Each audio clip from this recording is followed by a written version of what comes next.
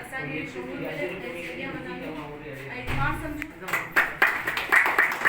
शुक्रगुज़ार आहियूं तव्हांजा, तव्हांजी संतियुनि जा, जीअं असांखे असांजे यूथ लाइ, असांजे माण्हुनि लाइ एतिरी सुठी स्टडी सर्कल मुनक़द कयो ऐं इनशाला तव्हां सां इहा ई उमेदु आहे त तव्हां अॻियां बि असीं पाण में ॿधी रहंदासीं त पोइ केरु असांजो कुझु कोन बिगाड़े सघे।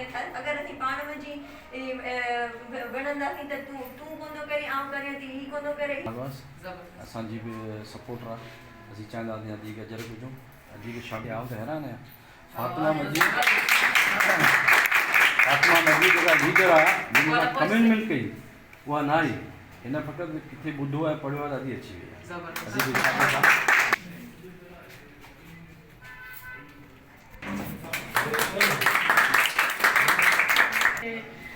नंढी बेटियों को ॾिसी ॾाढी ख़ुशी थी आहे त असांजी जेकी सिंधियाणियूं आहिनि उनमें बि हाणे अहिड़ो थी वियो त इन एरिया मां बि निकिरनि थियूं। असांखे इलाही टाइम थी वियो आहे ऑनलाइन में सोसाइटी में लॻो आहे और इलाही ऑर्गनाइज़ेशन सां गॾु रही आहियूं। हीअं हिकिड़ी ऑर्गनाइज़ेशन बाबेली सां गॾु कमु करे हुनजी, और मूंखे सुठो लॻे थो जॾहिं असांजी पंहिंजी नियाणियूं ॿार अचनि थियूं और के इशू ते या अहिड़े मसइलनि ते और इहे जेकी केस स्टडी, मूंखे त ॾाढी ख़ुशी थी त हीअ चीज़ अहिड़े एरिया में हले थी असांजे में जिते ॻोठाणो इलाइक़ो आहे।